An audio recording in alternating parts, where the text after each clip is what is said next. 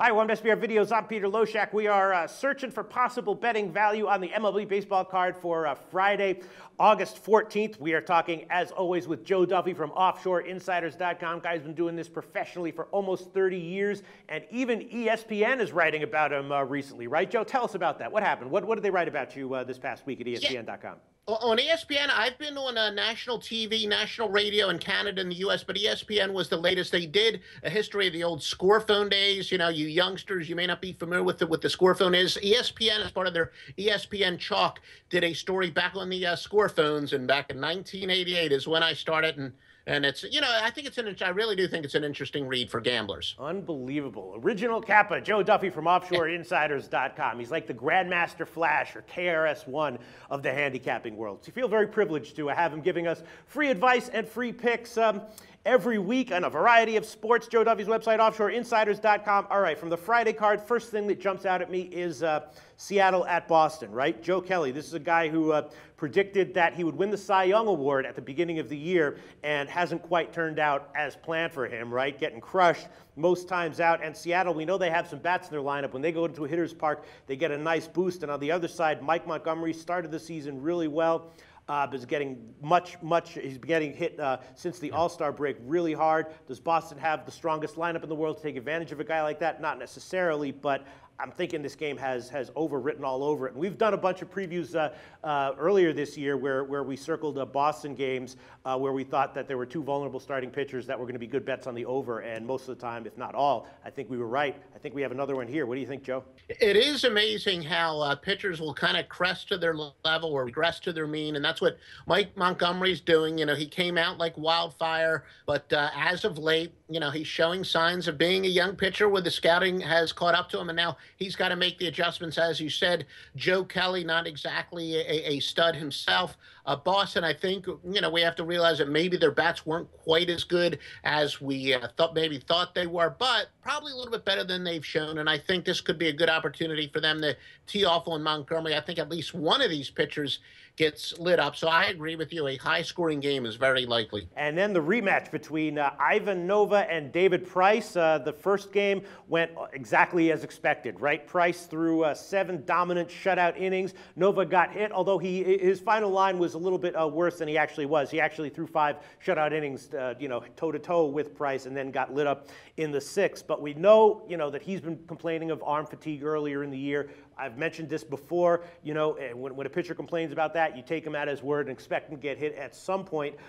His final line wasn't that good in his last start, and I don't think it's going to be good again here. Is there any reason to expect David Price to have any kind of a different start either? Well, David Price, look, the man is a stud. He's given up 2 runs or fewer in 13 of his last 15 starts. The man is a stud. I don't think this is a good time to go against him. It's one of those cases that sometimes, the advice that you can give is to not outsmart yourself. I really think if people are looking for a reason to go against David Price, they might be grasping for some straws here. Price is at the top of his game, and they clearly have a big pitching advantage, so I can't see any reason to go against him. If anything, you just want to pass on this. And then another pitching matchup that seems lopsided on paper, Alfredo Simon and Dallas Keuchel. We talk about these guys all the time. It just looks like, Keuchel will give up, 2 or 3 runs at most, and Simone will probably give up 4 or 5 at the fewest, possibly significantly more. And, why would we not take Houston here even at minus 200 or even on the run line? Yeah, it's probably going to be maybe like minus 220, I would guess. A clear pitching mismatch, but Simon, this guy's been pitching batting practice, and Keuchel, really going back to last year, has been one of the better pitchers in baseball. Another one of those that the run line might be some good value here because there's zero question about the pitching mismatch. And the truth is, and I've looked it up. I've probably got to get rid of my allergy to chalk because I'll admit I'm not one of these people who likes to lay 2-to-1 odds. But when I look it up on the database, it's not like it's intrinsically a bad idea to always lay the big number. And, maybe there are some cases where I should be willing to lay the 2-to-1 odds, and this is certainly a possibility. And then Jared Weaver, he came back. He got good results in his first start back. He had pretty good results in his minor league rehab starts, but I'm just not sold on him really. I think he gets hit in general this year.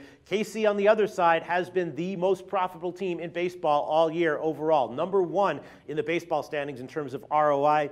Danny Duffy on the other side, an odd guy. Generally, he's pretty shaky. He had a good July, but in general, you know, he has control issues and doesn't strike out a lot of people, which is a bad combination. But, you know, betting against Jared Weaver and betting on Kansas City is something that, in the same game, something that seems to be an attractive thing to do. What's your take on this pitching matchup, Joe? That is for sure. In the case of Weaver, look, he showed some flashes earlier this year. I think, you know, in about his sixth and seventh and maybe eighth starts where he was looking pretty impressive and was starting to find the fountain of youth. But the bottom line is, look, Weaver's a guy who was a good pitcher a few years ago. He's pretty much washed up. I mean, look, he's still capable of being a number 4 starter somewhere. But you're right. He's going on the road to a Kansas City team that the last 2 years is, you know, that I guess bettors don't really love all that much because they're clearly a very good team, but, you know, you can still get some good value on them, and Kansas City would clearly be, you know, the play there, depending on what the precise odds are going to be, but Kansas City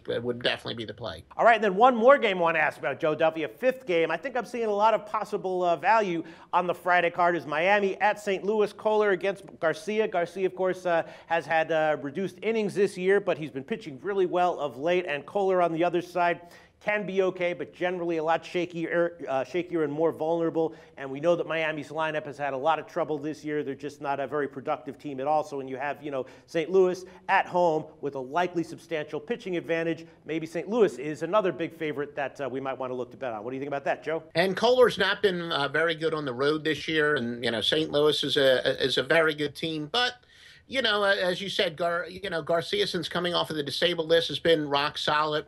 Again, yeah, it is a case where St. Louis will be a pretty big favorite, but for good reason. And as I alluded to earlier, admittedly, if I do have a weakness as a handicapper, is I have a chalk allergy, and this might be a very good example of a game that I might want to look past that and consider laying the heavy lumber, because I agree with you that St. Louis would certainly have a clear advantage. All right, Joel, I'm labeling this Friday, August 14th, officially Don't Overthink It Day. I'm having leans on David Price, Dallas Keuchel, KC, and St. Louis, and the over in the Boston game. Those are 5 kind of obvious leans that I think if you bet all 5 of them, you'll wind up coming out ahead. Maybe not a sweep, but in general coming out ahead. We'll see how it turns out. What else would you like to bring to our attention from Friday, August 14th, Joe? Well, I have to admit that, again, I say that I don't like to make big futures bets, and that when we're talking about handicapping a pitcher, I'm not, you know, giving advice for someone's fantasy team. I was wrong about Jeff Samardzija. I thought that he was starting to turn it around and he was returning to being one of the top pitchers in Major League Baseball. Clearly, he's not.